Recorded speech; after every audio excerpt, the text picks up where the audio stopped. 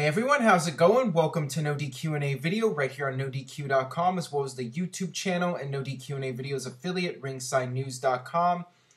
Due to the ongoing technical problems with Spring.me, I have decided from this point forward to no longer have the questions submitted to Spring.me/AaronRift. I have some questions here left over which I'm going to answer on today's video and on the next video, but after that, I'm just going to rely on Facebook and Twitter to get questions for future videos. So follow me on Twitter, twitter.com/AaronRift and facebook.com/AaronRift, and I will be making official posts. For instance, NoDQ&A video episode number 664. Submit your questions. I'll just make a post or a status update and you could submit your questions there. That's how we'll do it for the time being. We'll see what happens with spring.me/AaronRift. But I've heard various things about this site that it might be going down anyways. So time to move on here and just get to your questions and move forward. So we got the first one today from K. Goldberg. Hey Aaron, so it seems like we are going to see John Cena versus Seth Rollins at Summerslam champion versus champion match. Who do you think will win, and what do you think about the feud? I am not a fan of it. I think that Rollins lacks charisma and his mic skills are not great. Your thoughts?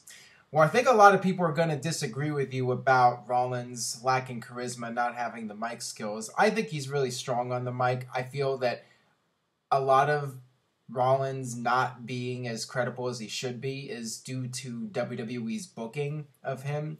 He hasn't really been pushed as a strong, credible champion. He comes off more like a fluke champion, a guy who has the authority helping him out, and he's one of those cowardly champions, which I think is a mistake. I think Rollins should be portrayed more like Triple H was when Triple H was champion, more of a dominant, badass champion. That's just my opinion. John Cena does not need to look any stronger than he already is. So him beating Rollins on Raw, on one hand, that's traditionally how you do it. You set up a challenger by having him beat the champion. But in this case, John Cena is your top star. He did not need a win to establish himself as the #1 guy worthy of a title match. He's John Cena. So it wasn't necessary. If anything, Rollins needed a win, and Cena could have spent several more weeks trying to get that title shot, and then finally Rollins gives in and accepts the match for SummerSlam. One thing they could do is maybe next week on Raw, instead of waiting until SummerSlam, John Cena gets his title match. It's the WWE title on the line, and Seth Rollins defeats John Cena. So Cena beats Rollins when the WWE title is not on the line, and then Rollins beats Cena when the US title is not on the line, and you could set up a third match at SummerSlam where both titles are on the line and you have a decisive winner. Perhaps that's the direction WWE will go in. Who knows? As far as who's going to win at SummerSlam, if there's only going to be one more match at SummerSlam, one would think that Rollins will win since Cena won the match on Raw. If they have another match on Raw and Rollins wins, then it's very much up in the air because, as we all know, John Cena doesn't lose twice. He might lose once to one guy, but he's going to get his win back several times. I think the next time they face each other, Rollins will probably win, but I don't want to say for sure. So far, I mean, I'm just not a big fan of this feud right now. I understand why WWE is doing it because it's the biggest possible WWE title match they can do that doesn't involve Undertaker or Lesnar. But I figured that John Cena would be back in the main event picture after SummerSlam, that he would have at least lost the US title first and then gone on to face the WWE champion. But nope, WWE decided we're just going to throw him in there with Seth Rollins. So whatever. And this question comes from WraithWolf007. Do you think John Cena has any real say on how his matches go or who goes over? He talks highly of several guys, yet they always come out worse after a feud with him. Can he be essentially the cause of his own stale character? John Cena really doesn't have that much say. It's not like the old days, like the 1990s, when guys would have creative control clauses written into their contracts. You know, guys like Hulk Hogan and Kevin Nash, these guys would have the power to dictate the direction of their character on television. John Cena doesn't have that. I'm sure he does speak out and he is vocal about certain things, but at the end of the day, he is collecting a paycheck by WWE. He is going to do everything that he is told to do. And they want to put him in the main events. They want him overcoming the odds year in and year out because he's making them money. So as long as he's making them money and selling merchandise and his body holds up, they're going to keep doing that. And John Cena, whether he likes it or not, he is paid to do a job, and that's what he does. All right, this one comes from Fight Fan. Hey Aaron, I am seriously disgusted by WWE's booking. What should have been a great Raw was ruined by horrible booking choices for rising stars like Ambrose, Rollins, and to a lesser extent Owens. Would you agree? Well, I definitely feel that the younger guys should be showcased in the top spots. But right now, it's all about Undertaker. It's all about Lesnar, who is a part-timer. It's all about John Cena. And, you know, I've gotten questions, people asking me about who's going to win the Royal Rumble, who's going to beat Lesnar, if not Undertaker, who beats him. And the problem is WWE hasn't really strongly pushed anybody else. There's no real guy that I can look at and say that he is the one that can possibly beat Brock Lesnar and end his reign of terror. WWE just hasn't pushed any of the younger talent. It's the John Cena show. It's the Undertaker show. It's the Brock Lesnar show.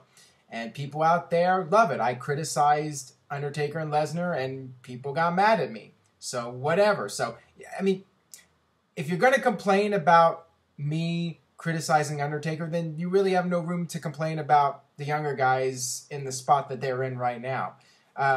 I think Owens should be showcased more. I think Ambrose should. I feel he should have turned heel a long time ago. He's really going nowhere as a face. And Rollins, like I said a few minutes ago, should be booked more like Triple H and less like The Miz. Just my opinion on it. I feel that the younger guys, WWE needs to build towards the future. You can only rely on John Cena for so long. And he did get hurt on Raw. He got the broken nose. And one of these days, you know, I'm not wishing harm on the guy, but he could get seriously hurt. And then what's WWE going to do if they don't have a Cena-like superstar ready to go? And they have nobody to blame but themselves. You know, WWE's putting all their eggs in one basket, so to speak, when it comes to John Cena and Undertaker and Lesnar. One of these days, they're going to have a problem, and they're not going to have a major superstar to fill in the void. All right, this one comes from MUFC Martin 39. Hey Aaron, please answer in video. I was watching a TLC match from Raw where Kane defeated 3 other teams in a TLC match for the tag titles. Why has the content gotten so stale? You rarely see stipulated matches anymore, and it's not fun to watch. Please explain why. Well, I feel WWE just has a holding pattern on their television shows, and they have a formula. They have a way of doing things, and they just rely on the same thing week in and week out because they can.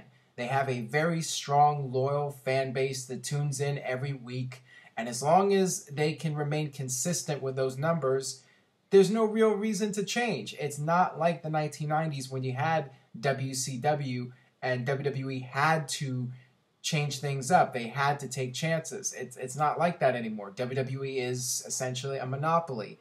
They have control over the entire industry in the United States, and they can produce these very standard, dull shows. But you know, to some of us that are longtime viewers, it's dull. But to casual fans, to people that are just tuning in for the first time, this is exciting. They see a contract signing and they're like, this is awesome.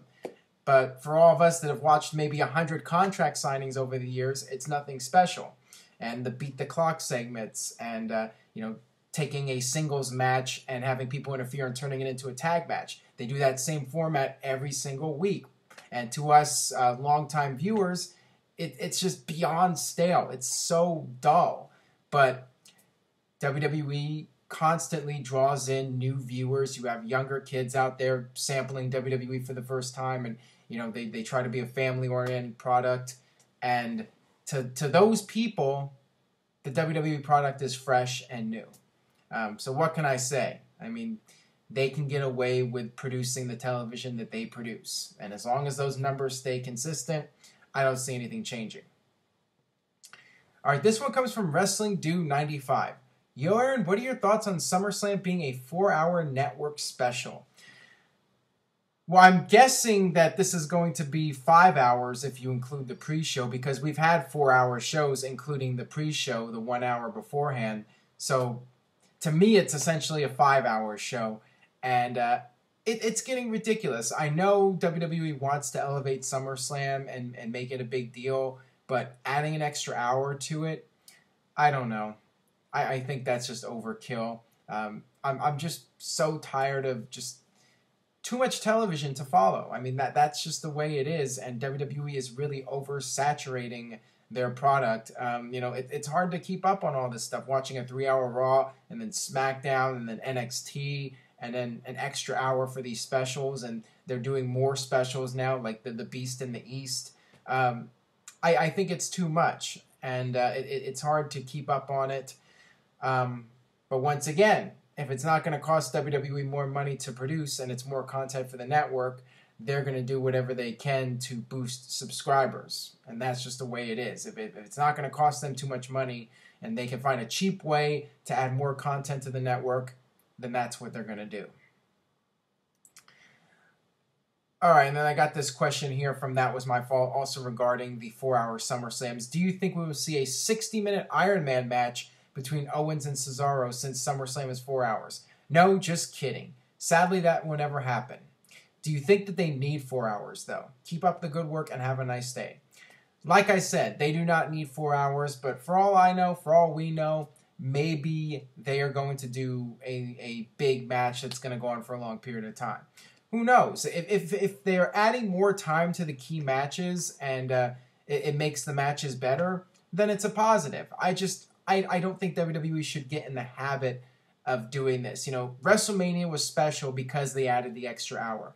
But adding 4 hours to SummerSlam, what's next? You're going to add 4 hours to Hell in the Cell. You're going to add 4 hours to TLC. And then WrestleMania is going to be 5 hours. I mean, come on now. It's getting a little bit ridiculous. All right, that'll wrap it up for this edition of NoDQ&A video. Thanks as always for watching. Make sure you stay tuned to NoDQ.com for the very latest regarding WWE and TNA. And with that being said, I will see you guys next time.